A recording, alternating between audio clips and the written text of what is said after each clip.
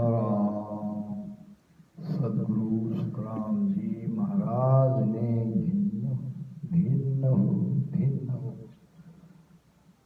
पाचा परे पचीसु आगे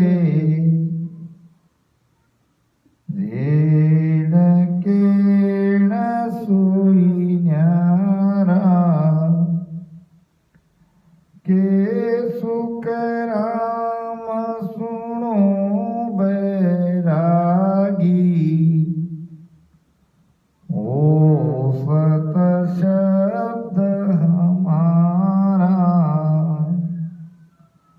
पाचा परे पचीसु आगे रेण केण सुई न्यारा के सुखराम सुनो बैरागी वो सत शब्द हमारा। बैरागी के संवाद में महाराज बैरागी को सत शब्द क्या है ये समझा रहे हैं। पांचा परे यानी पांच तत्व के परे। जब तक तत्व है और तत्व में ही सब हो रहा है तब तक वो सत शब्द नहीं है। अब तत्व के परे कैसे, सोचने जैसी बात है। पृथ्वी तत्व की आवाज यानी सत्शब्द ध्वनि रूप में है और तत्वों की भी ध्वनियां हैं। फिर तत्वों की ध्वनि और सत्शब्द की ध्वनि में क्या अंतर है। जैसे बड़े बड़े पहाड़ टूटते हैं, गिरने लगते हैं, तो उनकी टकराने से आपस में जो ध्वनि होती है वो ध्वनि है पृथ्वी तत्व की। अब इस ध्वनि को आप जानते हो। हम देखते हैं टीवी में बाढ़ से बड़े बड़े पहाड़ टकराते हैं, गिरते हैं नीचे, तो उसकी एक आवाज निकलती है, बड़ी जोरदार आवाज होती है। अब ये है पृथ्वी तत्व की आवाज। जल तत्व की आवाज, जब नदी से पानी बहता है, बरसात में नाले बहते हैं, तो उसमें एक विशेष प्रकार की आवाज होती है। तो जल तत्व के अंदर भी आवाज है, तो वो आवाज हम सुनते हैं। फिर अग्नि तत्व की आवाज, अग्नि जब जलती है तो जलने में एक प्रकार की आवाज होती है, उसको सुनने की कोशिश करो, या आपने सुनी भी होगी। अग्नि तत्व की आवाज भी है और वायु तत्व की भी आवाज है। वायु तत्व में भी आवाज है। जब हम जोर से भागते हैं, दौड़ लगाते हैं, तो एक आवाज आती है। या ऐसे हथेली में दो स्पेस के भीतर में एक खुला स्पेस रहता है, वो आवाज देती है। या ऐसे धूप काले में एक साई साई साई साई साई साई करते एक हवा की आवाज आती है। या कभी देखते हैं हम कि एक प्रकार से वायुमंडल की आवाज भी हम सुनते हैं, ये वायु तत्व की आवाज है। और आकाश तत्व की आवाज भी हम सुनते हैं। जब बादल गरजते हैं, एक में से टकराते हैं, वो आकाश तत्व की आवाज है। तो ये पांच तत्व की पांच प्रकार की ध्वनियां हम सुनते हैं। सत शब्द की ध्वनि इस पांच तत्व से अलग है। इसको कहा है पांचा परे, यानी पांच तत्व के परे, पांच तत्व के ध्वनि के परे। 25 आगे। अब हर एक तत्व की पांच पांच प्रकार की प्रकृतियां हैं। पृथ्वी तत्व की पांच, जल तत्व की पांच, अग्नि तत्व की पांच, वायु तत्व की पांच और आकाश तत्व की पांच। ये है हरकिशन जी ज्ञान दृष्टि की संवाद में महाराज ने इसका निर्णय किया है। आपको प्रकृति के बारे में आप समझा दूं। 5 प्रकार की प्रकृतियां क्या है, तो वो विषय खुला हो जाएगा। हरकिशन जी महाराज का ज्ञान गोष्ठी का संवाद है, उसमें ये प्रकृति की बात आई है। देख रहा हूँ थोड़ी देर। राम राम राम राम राम।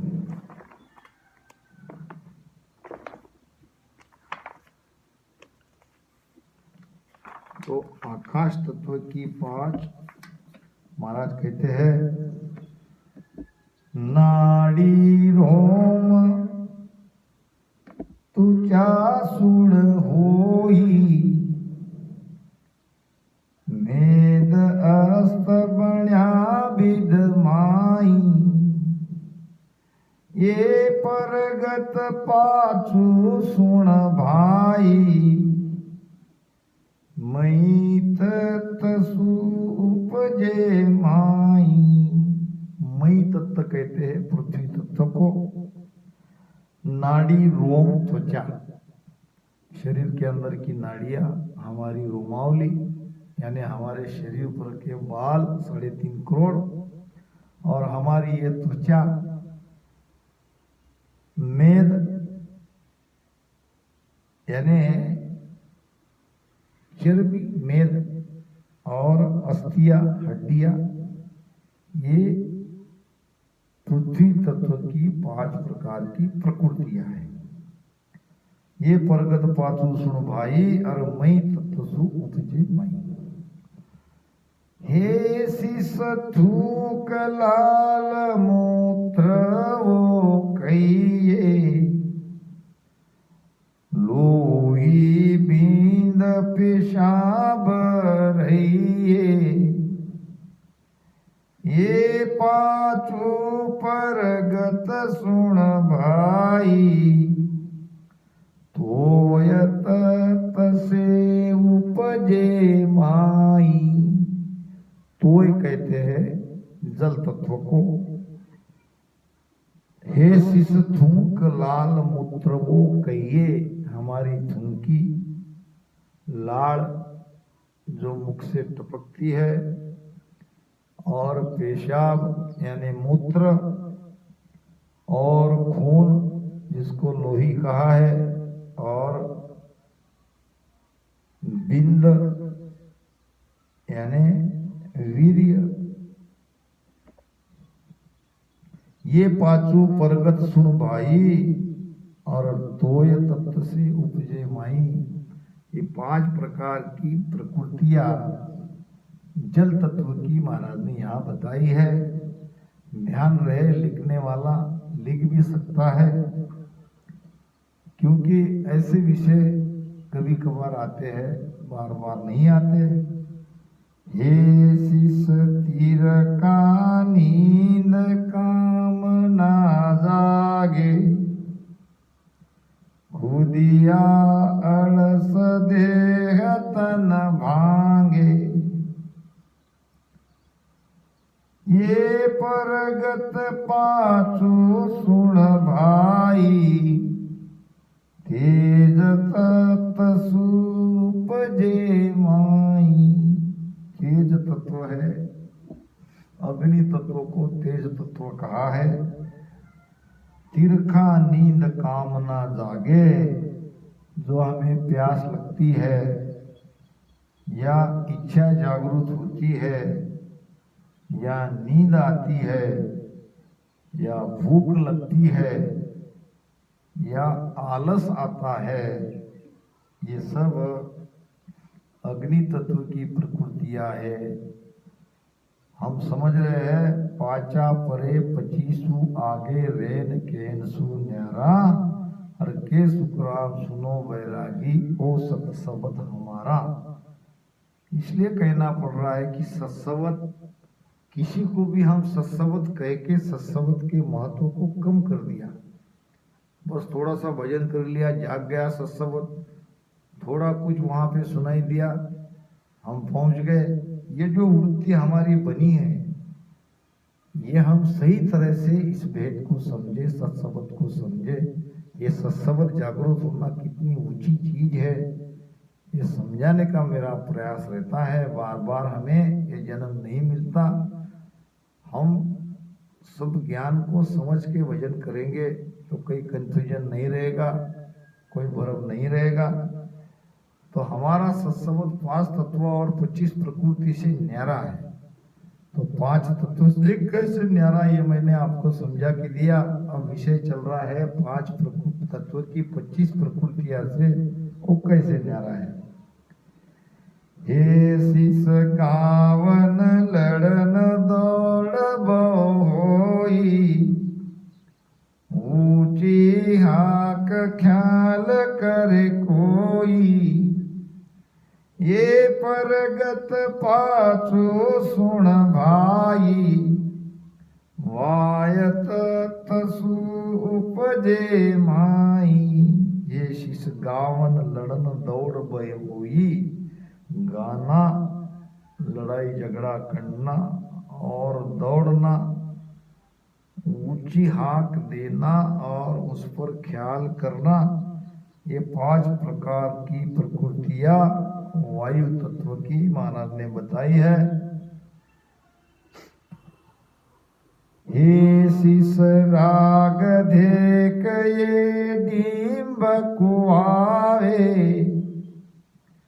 पकड़े मून मोह घट आवे, ये परगत पाछू सुन भाई, ब्रह्मंड सु उपजन आई।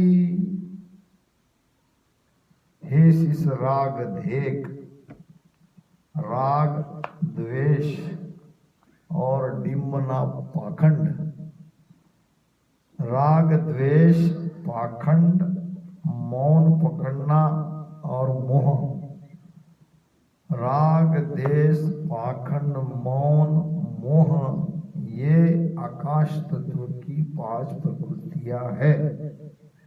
अब पाचा परे 25 आगे महाराज कहते हैं, अब ये क्या है 25 के आगे, यानी क्या, ये परगत पाछू सुन भाई, ब्रह्मांड सु उपजत आई।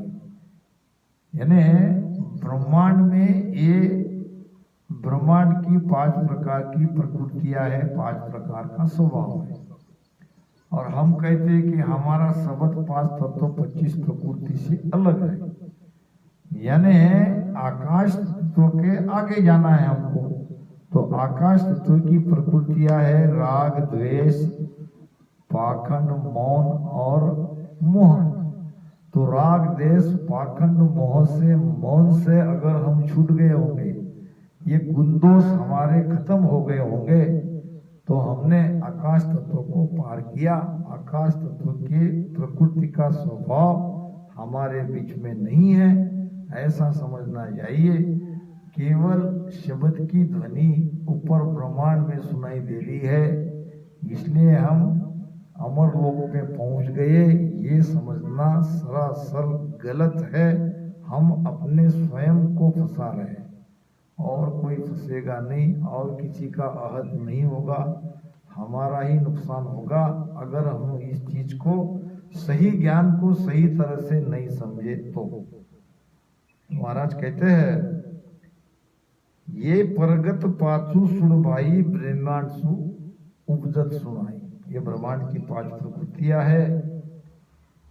ये तत 5 सुनाया तोई,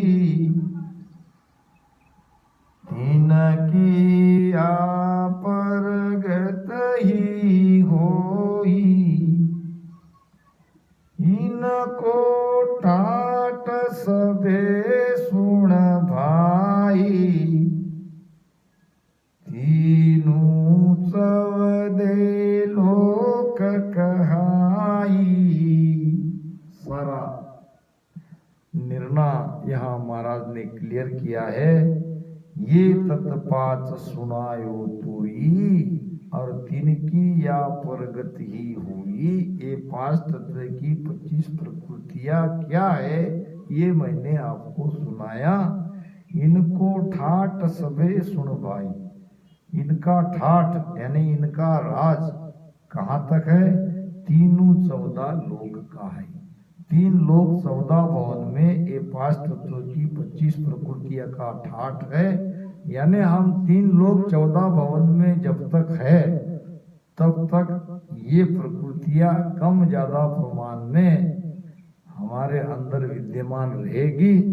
जब हम कहते हैं कि 3 लोक 14 भवन के परे चले गए यानी त्रिकुटी पार हो गए तो इस प्रकृतियों का ठाट इनका स्वभाव हमारे भीतर से मिटना चाहिए।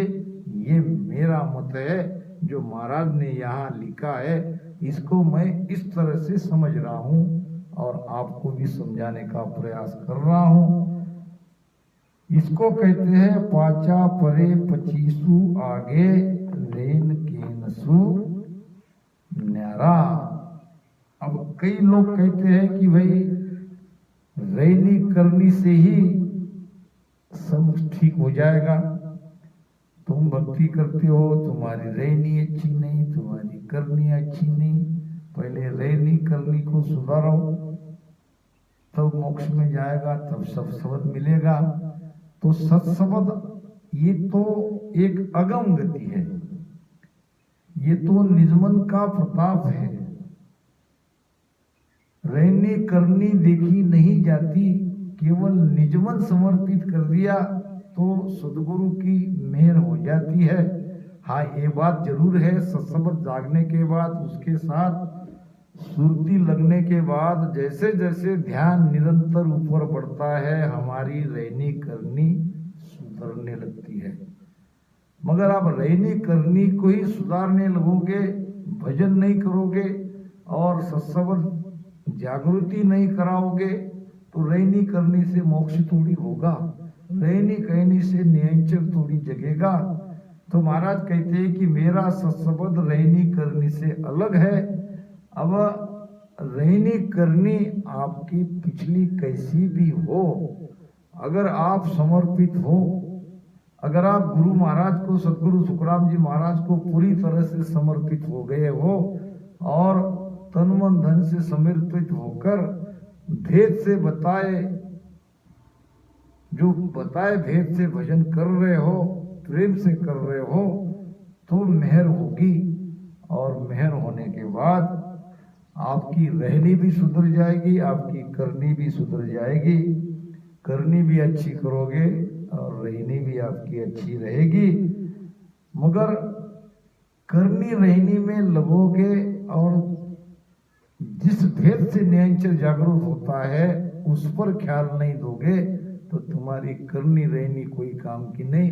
संसार में ऐसे अच्छे बहुत है, रहने वाले, अच्छी करनी करने वाले ऐसे बहुत है। क्या उनको अच्छी करनी करने से, अच्छी रहनी रहने से मोक्ष मिलेगा? मोक्ष नहीं मिलेगा। के सुखराम सुनो बैरागी, वो सत शब्द हमारा। पांचू बसे देह के आसे, देह पवन अधारा, के सुख राम पवन जिन टेके, सो सत शब्द हमारा। पांचू बसे देह के आसे, आसे नाम आधार। 5 तत्व शरीर के आधार से है या ये शरीर 5 तत्वों से बना है। वैसे तो इसे सप्तधातु का पुतला कहते हैं, मगर इसमें 5 तत्व विद्यमान है। 2 तत्व यानी पृथ्वी और जल तत्व की इसमें विशेषता बताई है। पृथ्वी तत्व की 5 प्रकार की प्रकृतियां इसमें है, जो नाड़ी है, रोम है और त्वचा है और मेद है, अस्थि है और जल तत्व की दो वीर्य और खून लोई। तो विशेष रूप से ये सात प्रकृति यानी सप्त धातु का पुतला इसे कहा जाता है। तो महाराज कहते हैं कि ये पांच तत्वों का शरीर बना है। शरीर को श्वासा का आधार है, यानी जब तक श्वासा शरीर में चलती है तब तक ये शरीर जीवित रहता है और श्वासा खत्म होने के बाद शरीर मृत हो जाता है, फिर शरीर को जला देते हैं। केशुराम पवन जिन टेके, अब ये श्वासा जिसके टेके से है, श्वासा को जो आधार है वो हमारा सत्संबंध है, ऐसा महाराज कह रहे हैं। पवना रहित के सुन टेके, सोई सबद है उला, के सुख राम तटा सुग सुमरे, सोई सकल नर भूला। अब श्वासों के आधार से कोई साधना कर रहे हैं, जैसा कि हम भी कर रहे, आती जाती श्वास में राम राम करो, यही तो कुछ बताया जाता है। क्या इतना ही हमारा भेद है? क्या हम श्वासा के परे नहीं जा रहे? प्रारंभ में तो हमको आती जाती श्वास में राम राम रटन करना ही पड़ेगा, क्योंकि उसके बगैर नियंत्रण नहीं जगेगा। मगर हम तो श्वासा को छोड़ रहे हैं, श्वासा से अलग हो रहे हैं। सांसा बिना पवन बिन पीवन, सांसा बिना पवन बिन पीवन, नानी जमन मन कोई, सुरत नीरत नहीं चित चेतन, सुरत नीरत नहीं चित चेतन, बस्ता मोलक होई हो संतो, कई आपत नहीं आवे, संतो कई आपत नहीं आवे, कृपा करे दया गुरुदेव जी, कृपा करे दया गुरुदेव जी, जब शीस का भ्रम जावे हो शांतो, कई आपत नहीं आवे। सांसा बिना पवन बिन पीवन, ना कोई पवन की क्रिया करनी पड़ती है, ना सांसों में राम राम रटन करना पड़ता है, ना मन लगाना पड़ता है, ना निजमन लगाना पड़ता है, ना सुरती लगानी पड़ती है, ना निरती लगानी पड़ती है। फिर भी जो अमोलक वस्तु है वो सतसंबंध नियंचर भीतर में प्रकट है, रात दिन ये सब उसके पीछे लगे ही है। अब दोनों श्वास में राम राम रटन करने का कोई कारण नहीं। तो महाराज कह रहे हैं पवना रहे तके सुन टेके, यानी श्वासों के आधार से हम किसी भी शब्द का रटन करते हो और आखिर तक वही करते रहे हैं, तो श्वासों के आधार से सारे शब्द उली तरफ के है, वो शब्द नियंचर नहीं है। के सुखराम तटा लग सुमरे सोई सकर्णर भूला, वही कर रहे हैं। जब रामस्नेही बने, जब भजन लिया, भेद सीखा, तो दोनों श्वास में राम राम रटन कर रहे हैं और आज भी इतने साल बाद भी वही कर रहे हैं। उसमें प्रमाण भी देते हैं कि मुख सिमरन मत छाड़ दो, 10वें द्वार लग जोए, ओट कंठ सुख राम कहे, गढ़ चढ़िया बंद होए। तो गढ़ चढ़ने के बाद तो ये सब ओट कंठ का भजन, श्वासा का भजन बंद हो ही जाएगा। यहाँ केवल महाराज इतना ही कह रहे हैं कि देखा देखी हम भजन करना छोड़ देते हैं। तो उनके लिए कहा है कि आप भजन को छोड़ो मत, जब तक वो अपने आप नहीं छूटेगा तब तक।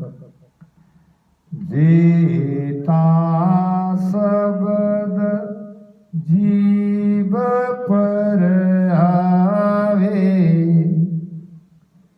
सूरत शब्द सुजाने, के सुकराम तटा लग माया, काचा जीव बखाने। जीता शब्द जीव पर आवे, जीता यानी जितने जितने भी शब्द जीभ से ले सकते हैं, जीभ से उच्चारण कर सकते हैं और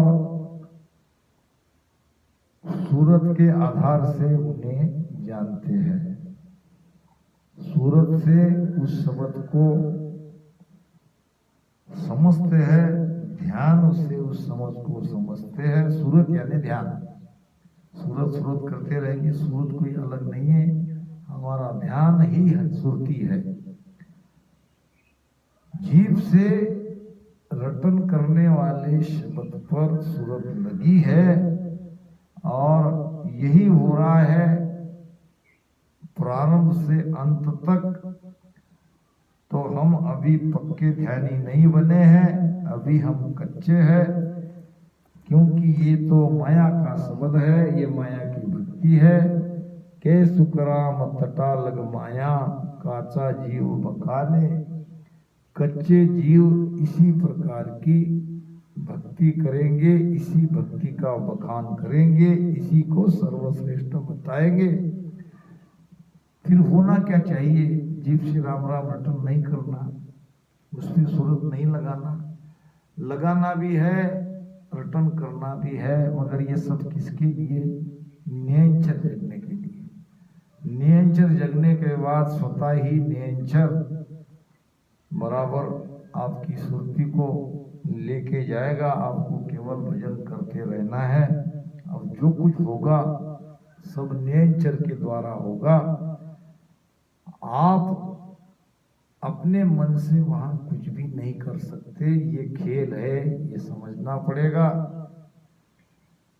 पहला सूरत समझ में जाने, सोरसना जन गावे, के सुख राम रट्या सो साधु, परम पद जन पावे। क्या खुलासा किया है महाराज ने, क्या निर्णय किया है, दोनों तरफ से ज्ञान दे रहे हैं। पहले उनके लिए जो केवल रसना में ही राम राम करना जानते हैं, भजन करोगे चलिए, भजन क्यों कर रहे हैं इसका पता नहीं है, भजन कर रहे हैं निरंतर जागृति के लिए, उसके लिए कह रहे हैं कि तुम रसना में ही राम राम करते रहोगे तो तुम्हारे अंदर अभी कच्चापना है, तुम पक्के भगत नहीं बने हो। और दूसरी साख उनके लिए है जो ऐसी ऐसी साखी को चुन चुन के स्वयं भी समझते हैं और हमको भी समझाते हैं कि भजन करने की कोई आवश्यकता नहीं है, महाराज ने भजन की काट की है, उसके लिए खबरदार कर रहे महाराज। किसी को नहीं छोड़ा, बेला सूरत समझ में जाने सो रसना जन गावे। अब रसना से राम राम रटन करना ही पड़ेगा, उस पे सुरती लगानी ही पड़ेगी। यानी रसना से राम राम रटन किए बिगर आप मोक्ष में नहीं जाओगे। के सुखराम रटिया सुसाधु, रटन करने के बाद ही परम पद जन पावे। आप परम पद में पहुंचोगे, बिना भजन सुखराम कहे धाम कदे नहीं जाए। तो अब क्या किया जाए? अब यही करना पड़ेगा कि रटन तो करना ही पड़ेगा, उसमें सुरती ही लगानी पड़ेगी, मगर नियंचर कैसे जगे, ऐसे नियंचर जगाने वाले सदगुरु के शरण में रहना पड़ेगा, उनकी आज्ञा में रहना पड़ेगा, तब हमारा कार्य होगा। नहीं तो ये बड़ा कठिन है। साखियाँ इस प्रकार से आ रही है, इन साखियों को, इन ज्ञान को हमको समझ कर भजन करना पड़ेगा। राम राम सा।